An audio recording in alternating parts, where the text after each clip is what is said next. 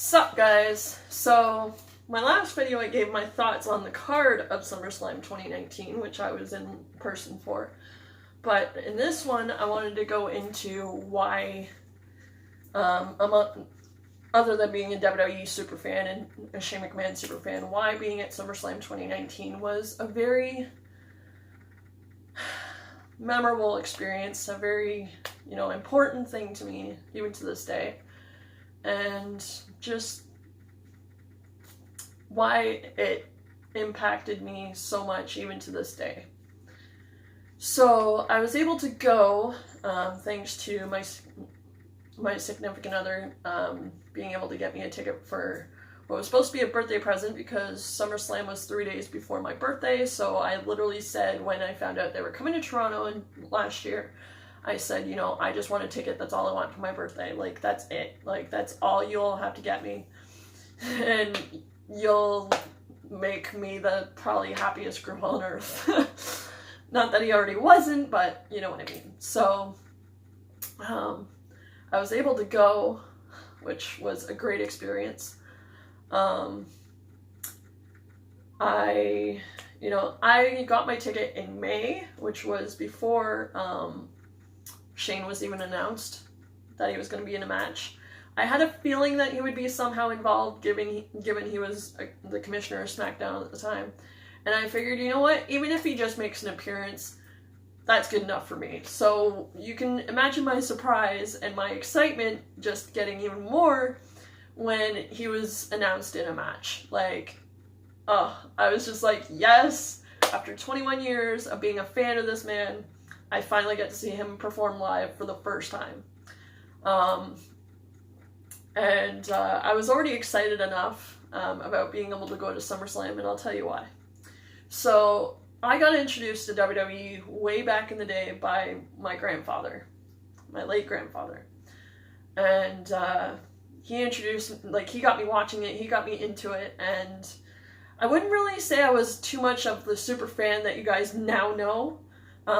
At first, I was a fan, I was a very casual fan, because I didn't watch it a lot. It wasn't until my teen years, 10, 11, that I really started watching it and really started, picking up on the storylines and such, and just becoming a fan. Around this time, ironically, this is when Shane McMahon first started appearing as an on-air character. Now, I remember him on Sunday Night Heat commentary. I remember the occasion, I remember seeing him at various events as a referee.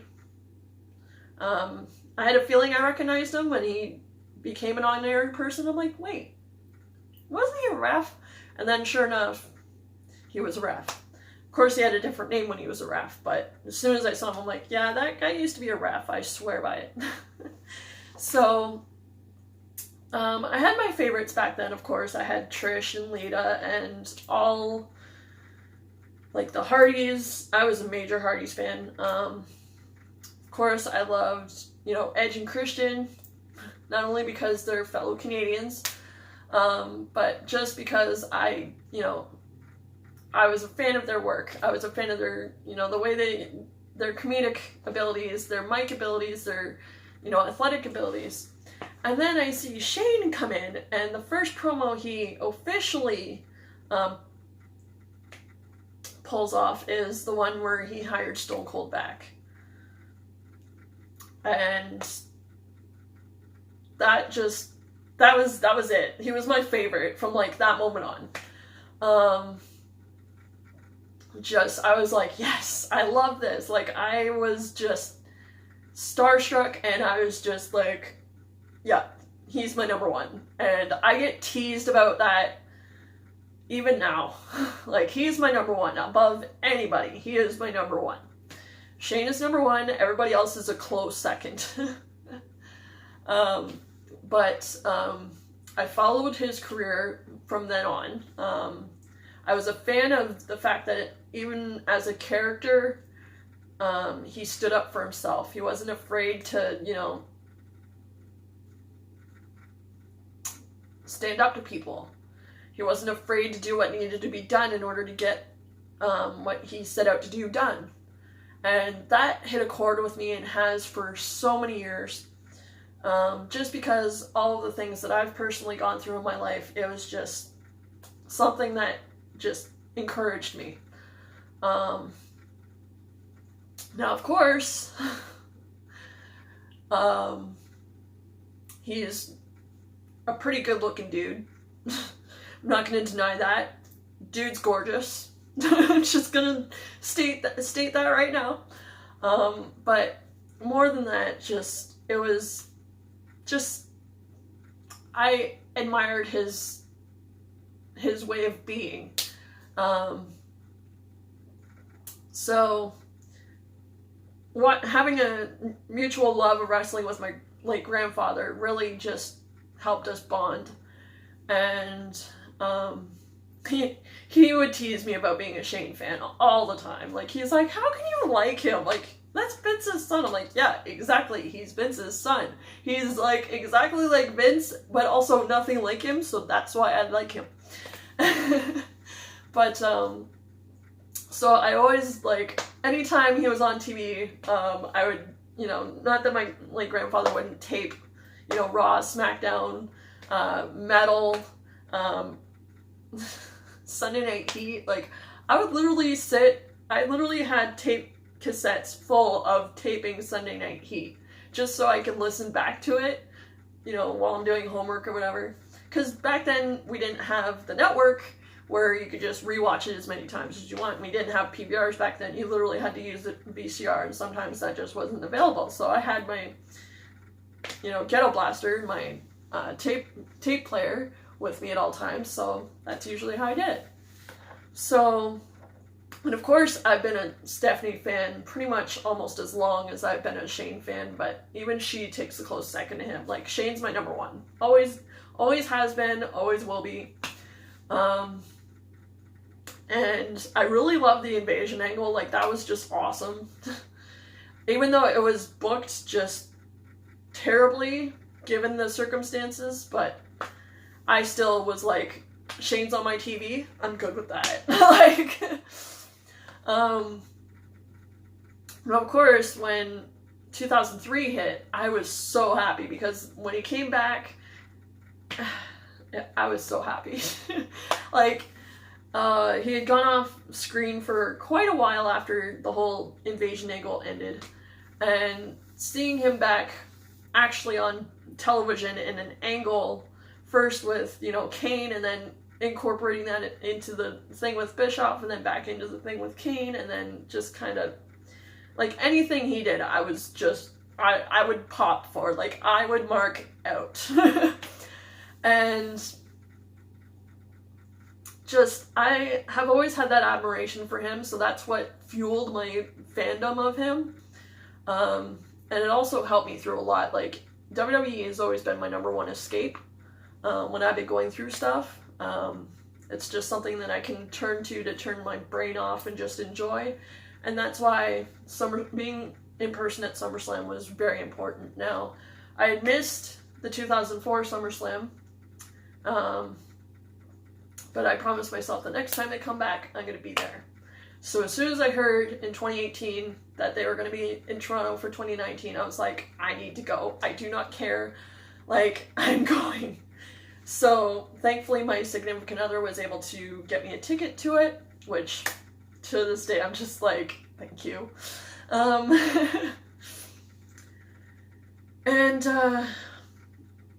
being there was just important. It was just a great memory that I will never forget. And I kind of tie it back to my late grandfather, because he knew I was such a Shane fan. So when Shane returned in 2016, I was just like, I had this weird feeling that, my grandfather was like, you know what, Mel's going through hell right now. Let's bring Shane back. But even at SummerSlam, I could feel my grandfather's presence, and I know that it was something that we were able to weirdly enjoy together. And it was just important to me that I needed to see one of the big four. I missed Survivor Series 2016, which I'm still somewhat kicking myself for, but thankfully I've seen SummerSlam, so I still wish I would have been to Survivor Series, but what can you do? But and like I said, I was already excited about being at SummerSlam because of how much it meant to me. Like, I was able to, you know, be at a Big Four for the first time, and it was just awesome, you know. I was at SummerSlam for the first time, just awesome. And SummerSlam has such a huge history in not only Toronto, but just Canada, period, because so many epic memories and moments have happened at SummerSlam over the years, especially in Toronto, like, and, yeah, so, of course I was excited when I first got my ticket, but as soon as Shane was announced in a match, oh, I was, like, on cloud 9 and then some. Like, I was stoked. Like, I can't even explain how stoked I was. I was just like, okay, I wish SummerSlam was tomorrow. Like, I was like marking out just for the sake that Shane was going to be there. And like I said, I'd been a fan of his since 1998. So the fact that 21 years later I was going to be able to finally see him live, perform live, it was just, oh. My fandom hit a whole new all-time high. And of course, just the connection that I have with admiring Shane for so many years, and given the amount of stuff I was going through at the time when SummerSlam happened, it was just, it meant so much. Like, you guys will never understand. It meant so much because I was finally not only checking off a bucket list item, but I was finally seeing my number one guy, my number one favorite, and it was just awesome. And I made sure I looked the part too. I had my like blue Shane O'Mac jersey on, my Circa 2004 Shane O'Mac jersey, and I had like jogging pants on to match the jersey, like blue jogging pants. And then I had my SummerSlam Air Jordan 1s, which I showed you guys in an earlier video. And I told the story about going to SummerSlam. But it just meant so much to me. And just being in the arena and the energy, and just being able to, like, I could feel my grandfather's presence. He was right there with me, and he was just like cheering right along with me, and he was probably laughing at me because I was like cheering on Shane, even though he was gonna lose, even though he ended up losing.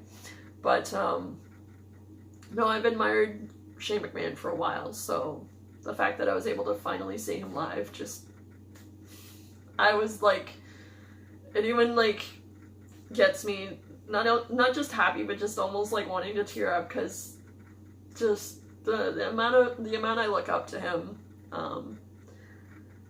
Like, everybody's like, oh, you're only a fan of him because this. No, there's a deep reason that I can't even go into on this video because it's just way too personal, and it meant a lot to be able to see him live with everything that was going on. It certainly made my year, my decade, and my week. It was the kickoff to my birthday week, so I couldn't think of a better early birthday present than seeing Shane McMahon live. Like,